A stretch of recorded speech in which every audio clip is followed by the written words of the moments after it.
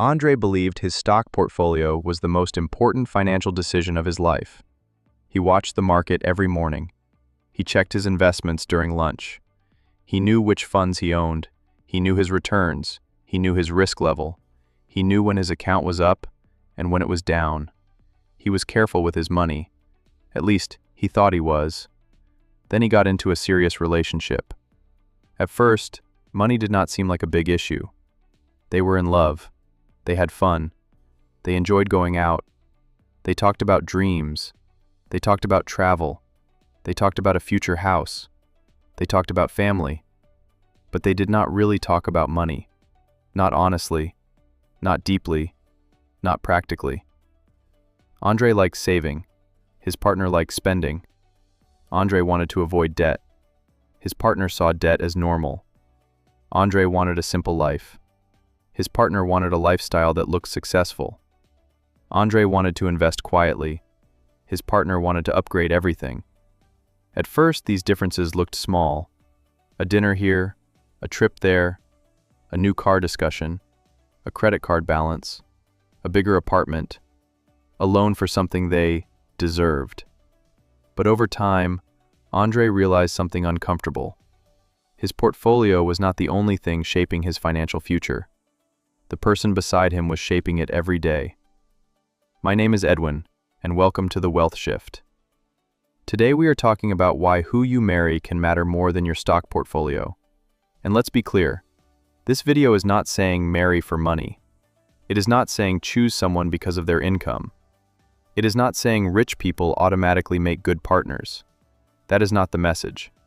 The real message is this: your partner can affect your financial life more than almost any investment decision because they influence your daily habits, your debt, your spending, your stress, your goals, your career choices, your home, your children, your lifestyle, your peace, and your long-term discipline.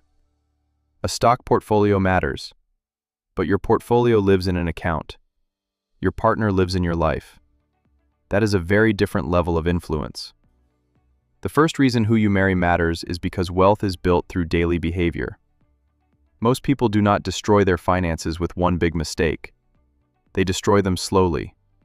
A little overspending, a little debt, a little lifestyle inflation, a little emotional shopping, a little avoiding hard conversations, a little we deserve it, a little we'll figure it out later. Marriage or long-term partnership multiplies habits. If one person is trying to build wealth, but the other person keeps pulling the household toward chaos, progress becomes extremely hard.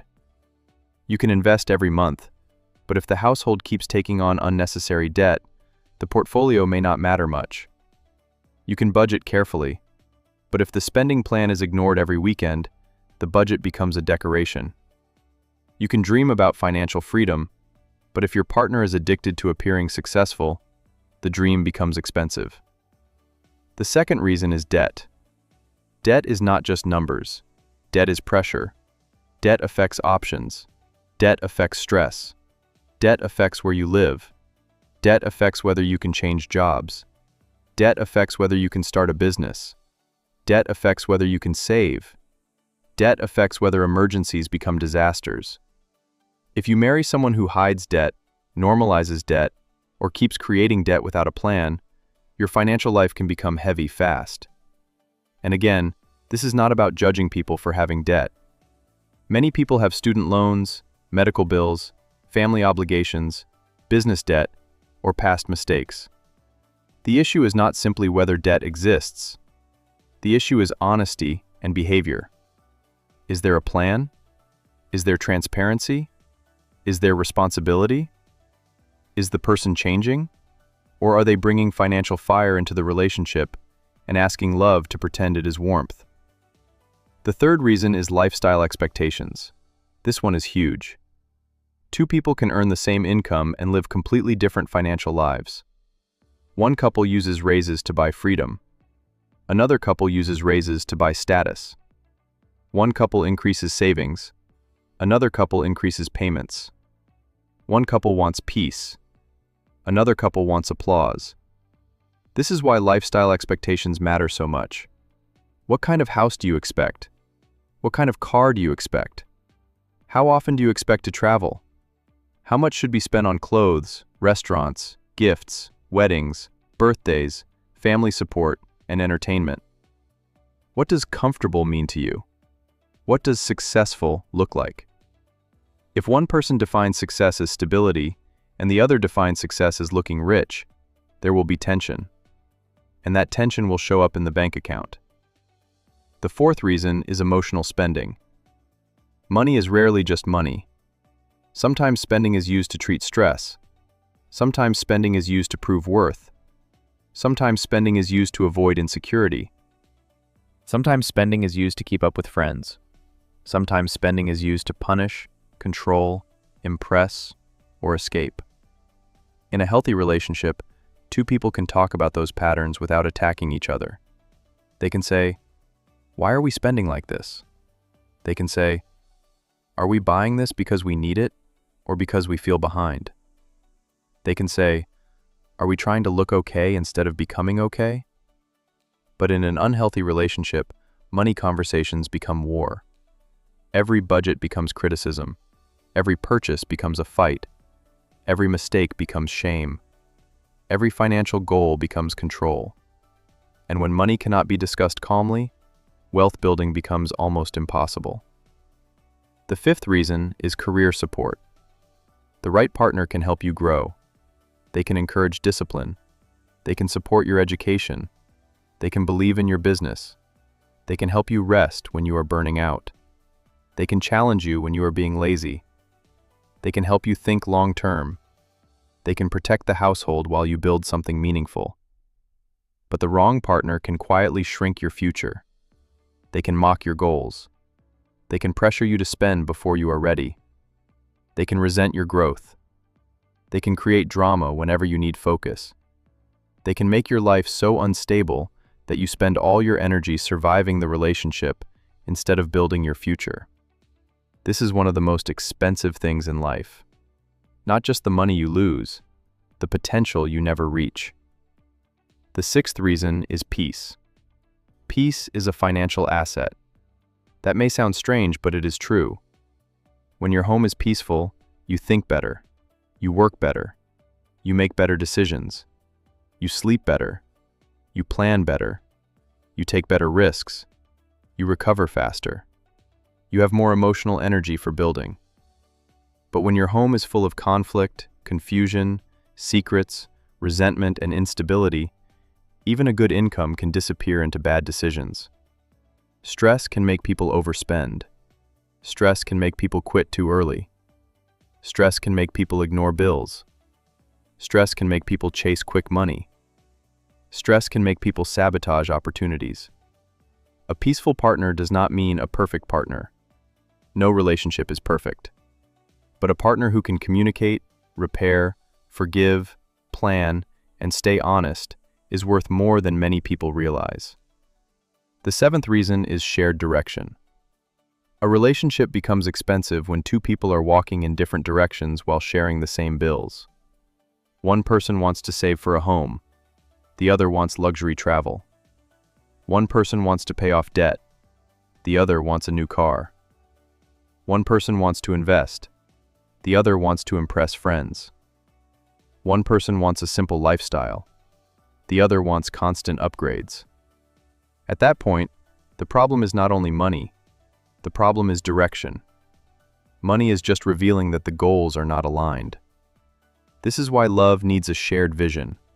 Not identical personalities, not identical incomes, not identical backgrounds, but shared direction. What are we building? What are we avoiding? What are we willing to sacrifice? What kind of life are we trying to create? What does enough look like? What financial mistakes are we refusing to repeat? The eighth reason is the cost of separation. Nobody enters a relationship wanting it to fail, but it is irresponsible to ignore reality. A bad marriage or a bad long-term partnership can become one of the most expensive financial events in a person's life.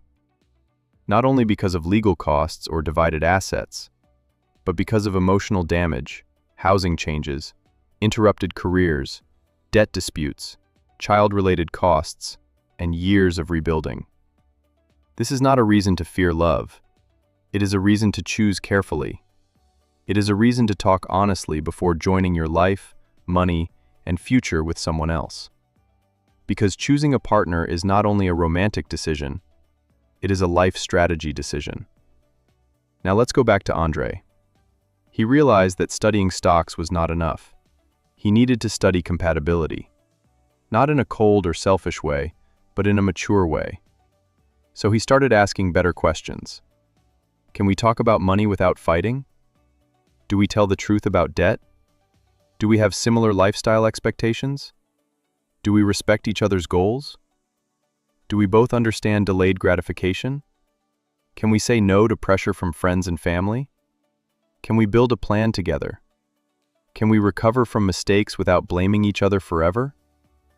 Can we live below our means when life requires it?